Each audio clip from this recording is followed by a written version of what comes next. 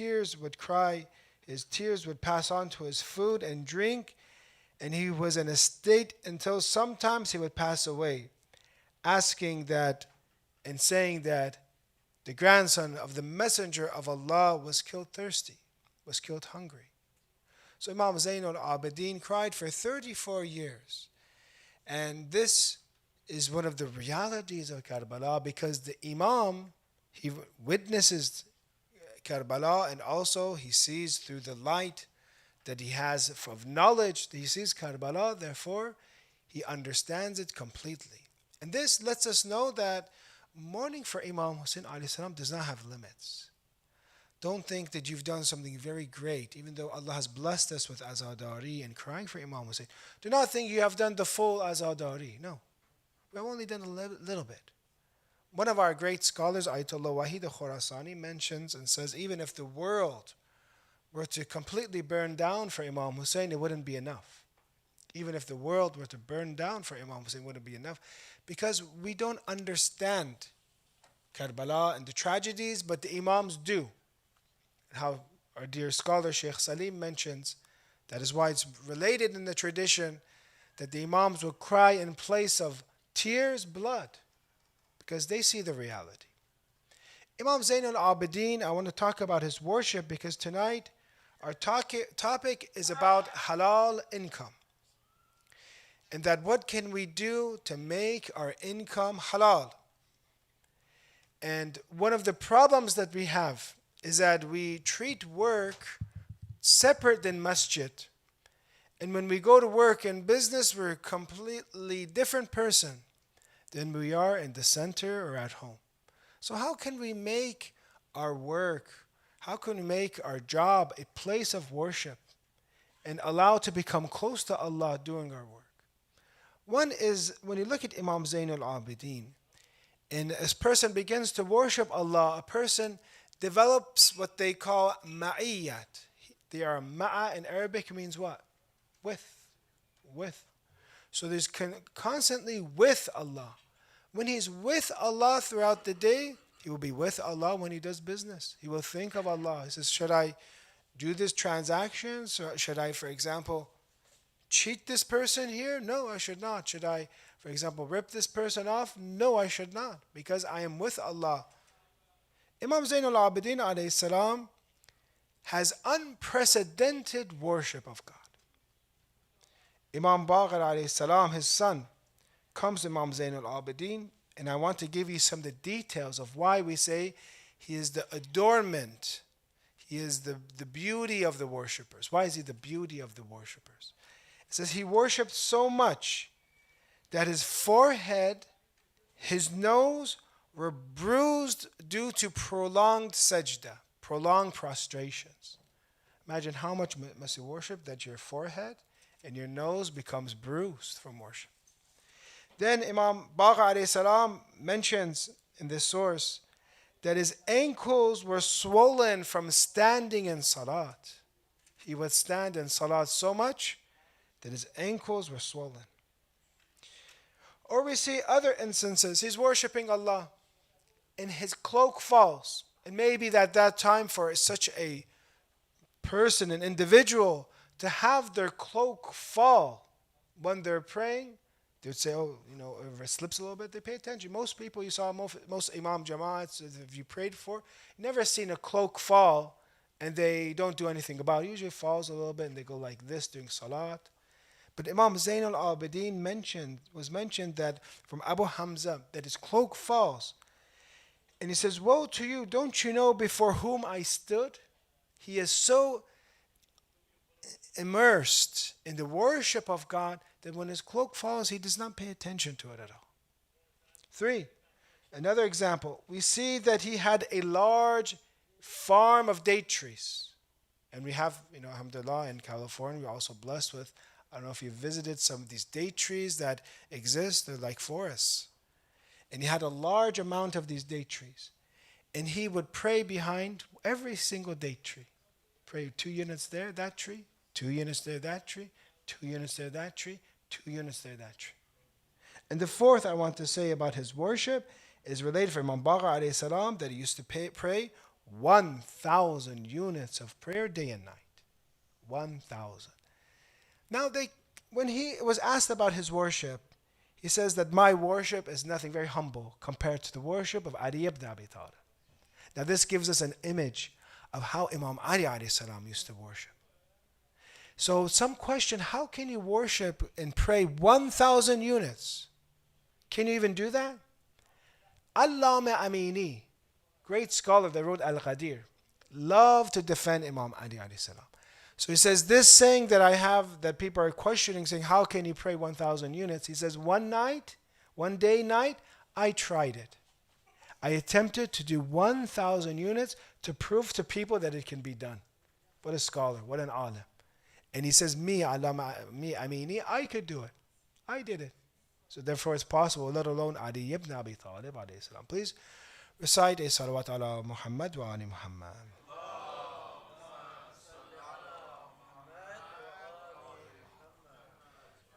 Imam Ali tells us about commerce, about business trade, that we should learn different trades. He says, ta'arradu lit-tijarat, practice various trades. The Imams didn't tell us, stay at your homes, don't learn anything, just fast and worship God. Islam is a complete religion. Imam is telling us to learn specific trades, and he says the reason for it. Why is it important to know a trade? For there is in it independence from what is in the hands of others. There will be independence. There will be in a way that I will not need help from others. Many people come and they say, Sayyid or Maulana, I want to get married. The young, not the old. The young come and tell me, Sayyid, I need to get married. I tell them, what is your business? What is your job? What do you do? And they say, I don't know. I'm just a student. I don't know. I cannot have any income. How can such a person get married? It's difficult. Maybe there are exceptions, that maybe they study together, they have a sponsorship with the university. But usually the father of the bride or the daughter is looking at someone that is mature, not only for that income. We are looking for someone that is mature, that can be successful in society. And the problem that we have in this tradition is, especially for those that are young, or for you parents that have young children, teach them a trade while they're young. Some skill that they have, some way of making money. They don't study 12 months in the year, they study 9 months. That 3 months, have them learn something, or else they will learn video games. Trust me. If they don't do that, they will be with video games, with online. Have them practice a skill and get good at it. Sell something, for example, go to one of these cheaper stores, buy it there and sell it on, for example, online. Learn business. This is something that we encourage the youth. This causes them to mature. When they mature, they can be a college student, they can be whatever they do, they all have their own business or they have their own skills. And therefore, they can get married on time. So learn different trades, for there's independence. For what is in the hands, they don't even need their parents anymore. They're independent with their own money. How beautiful is that?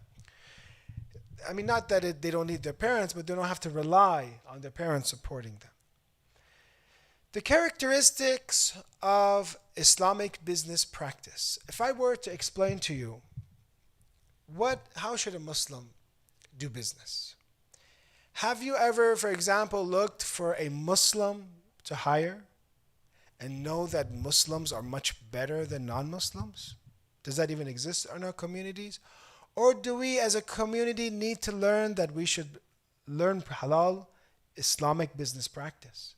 Imagine if all the Muslims were really good at what they did, 2, were very trustworthy, and therefore, when it came to being really good at what they do, and when they are trustworthy, you would hire them. You would call them, for example. Even Americans, non-Muslims, for example, they would say, who's a Muslim here? I want them to come in, for example, do the electricity in my home or do the plumbing in my house, for example, because they're really good at it and they're very sincere.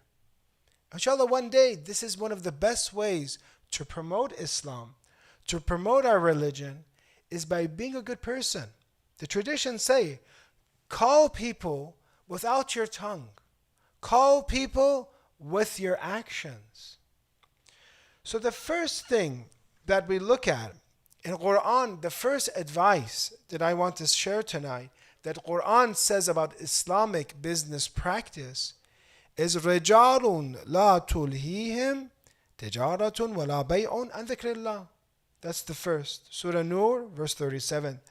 There are men who neither commerce nor sale distracts them from the remembrance of Allah. There are people, Quran says, when they do business, they're actually with Allah. They're doing it for God. I want to give you the story of a man named Haj Mirza Ahmad Abadi Nahavandi. They called him also Murshid Cheloi.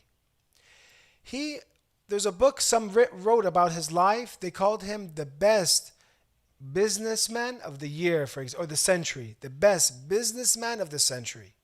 Do you guys want to hear who is the best businessman of the century?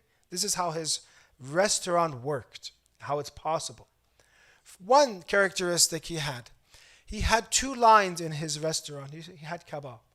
He had 2 lines. One were for normal customers. One were for customers that did not want to pay. Free customers. 2 lines. Either they can afford it, so you pay, or you cannot afford it, but you're hungry. It's okay, you don't have to pay. And the interesting thing is, in Tehran that time, when he lived, say 50, 60 years ago, the line of those that paid was more than those that didn't pay. If he did something like this today, for example, most people, they'd like to get free stuff. He would go out of business in 2 days. But at that time, the people trusted him, he trusted the people, and he had that. I don't know, have you ever heard of such a restaurant or someone that would offer free meals every day for anyone that cannot afford? 2, a person comes to visit him, one of the scholars. He says, I've heard that he has karamat. He has very high positions. He says, let me see and visit him. So he flies in or he drives in. He comes all the way from another city to Tehran. He comes and observes his restaurant. He comes and sits there and he says, it's a very busy restaurant. He's very busy. And he's wondering, how can someone who's a business owner remember Allah? Because Quran says, there are those that don't forget Allah. They remember Allah in their business. So he's wondering, he says, there's no way in his mind he's saying this. He doesn't say it. He says, no way this person can be an arif, a mystic, have sahib karamat when he's so busy, being so busy. There's no way. So he actually sees this person, they call him Murshid Cheloi. He comes and he's putting oil, for example, on the rice of others, putting oil. And he, without even talking to him, he immediately answers what was in his mind. And he says, it's not important how crowded it is around you. It is important how crowded it is in your heart. It's crowded how it is in your heart. And he reads what his mind says. And this is, one of the things that we have to remember is you can have a very successful business. You can have lots of customers, for example. But it matters where your heart is. And you're with Allah during that. So therefore, they wrote a book for him and he deserved it. The best businessman of the century. Let's recite Salawat ala Muhammad wa ala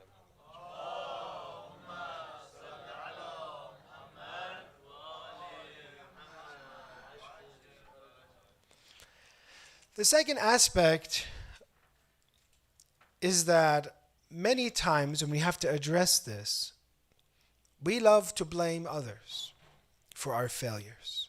We are type, B personalities. Whenever something goes wrong, that person caused it, Allah did it, I didn't do anything, I'm innocent, I'm good. I was paying attention, for example. The second part about Islamic business is that you are responsible for your own success. Don't always blame Allah for your failure. For example, let me make it very clear. I want you to answer this. There's 2 types of students. One goes to class every day, listens in class, exactly what the teacher is teaching the entire time. How do you think they will do on the exam? 2, there's another student, doesn't go to class, doesn't pay attention, is playing with their friends during class, but before the exam does ziyarat Ashura, for example. Let's just say. Which one will pass most likely? The one that actually studied. Most people that we look, that they had good grades in our classmates, or maybe you are some of the top students in the world, I don't know, in your class, you studied hard. You didn't do, even though it's good to do Ziyarat al-Ashur, very good. But does that take place of studying? No, it does not. So therefore, most people that were students and got good grades, they studied and worked hard. That is called causation. Most people that have successful businesses, the main factor is not reading how much Quran, dua. That's good to get blessings. It's good. It has barakat, yes. But the main issue is about having a good business plan, having good networking, for example, working hard, being at work, work earlier than others, leaving later. Is this something bad to work hard in Islam? It's actually good. Very good to work hard. Traditions say someone that works hard, 1 year of his sins will be forgiven. One that works hard. Or we see the Imams. Imam Qadim alayhi salam was working on the farm and was sweating, working actually. Imagine infallible Imam under the sun in the Middle East without air conditioning that we have today. They came to Imam. So, why are you working? What are you doing? Let someone else do it. Let's do it. Then he says so beautifully that narrated, there are those that were better than me that worked. There are those that are better than me that worked. Imam Ali and Rasulullah, he mentions, they were better than me and they worked. Imam Ali alayhi salam would dig wells. He would be full of mud and dust and dirt when he would come out. Wells are hard. Imagine going deep in the ground, digging them. And the quality of wells that he dug out was with such quality that today some of the water that is sold in Saudi Arabia says Bi'r Ali is from the wells that Amir al-Mu'mineen alayhi salam built. Not you build it, next year collapses, tomorrow it collapses. Good quality. So the second important part is that we have to work hard. We have to become economically strong. It is not haram to have income. It's actually, when you look at the life of Imam Ali, he had lots of income. So much that when he became the Khalifa, he didn't need Baytul Mal at all. He had his own income. He would take, for example, servants, take them to areas and say, look, I want you to be here for this amount of time. Dig the well, farm, make a farm. After I come, for example, and look at it, after it's a nice farm, then I will set you free. You will be free. So he gave them that opportunity to get freedom, and that at that time, and two, that opportunity to work hard. And therefore, you see that Imam Ali then would have lots of income from this way, servants. And therefore, he had income, but the issue with that we understand from Amir al-Mu'mineen alayhi salam is that when it came to spending, he was a zahid. Not when it came to income. Because he would take the income and give it to the poor. When it came to spending for himself, a person came and says, I want to have iftar with you. Ali alayhi salam. He told him, you cannot have iftar with me. You cannot. You won't be able to bear it. He says, no, I want to have your iftar, the iftar of Imam Ali. So he told him. He says, okay. He comes, the bread. It's time for iftar. Imam Ali takes the bread. It's so dry, they say, he breaks it with his knee. He breaks it with his knee. The person sees this and says, no, I don't want to have iftar with you. I do not want to have iftar with you. Because the zuhd of Imam Ali alayhi salam is separate. We would tell people, you cannot be like me. But his income, he had lots of income. We, as a community, need to educate each other and to be able to have economic power. This is good for Muslims to be powerful. Very good. Then we can have more masjids, more schools. We could have more programs. We could have more influence over the world. We need economic power to help Imam al-Zaman. That's one part of it. Do you make your intention? I'm going to serve the Imam. Third, I know it's going to be a long, it's a Wednesday night. I'm going to be wrapping up things. The third is, so the first we said, business with God's remembrance. 2, business that is logical, well planned with hard work. 3, business that you are content with your income. You're not always looking for more and more and more and becoming greedy. It's good to have income, But your entire goal should not be that money. That money is a medium for you to do khairat with it, to do good with it. A person comes to Rasulullah by the name of Tha'laba ibn Hatib. Says, Rasulullah, make dua for me, pray for me that I can become wealthy. Rasulullah does not want to make such a dua, does not want to make such a prayer. He knows what will happen. He again insists until finally Rasulullah makes dua for him to become wealthy. This person, Tha'laba ibn Hatib, gets inheritance. He gets inheritance. He purchases lots of animals, a flock of animals, sheep, cows, whatever. And he has such a large farm, such a large amount of flock, that he has to leave Medina. It doesn't fit in Medina anymore. So the first thing now happens, he cannot attend Salatul Jama'at with Rasulullah. He cannot attend congregation prayers. He cannot attend Salatul Jummah anymore because he's so far, he's so busy that the world comes and confuses him, distracts him.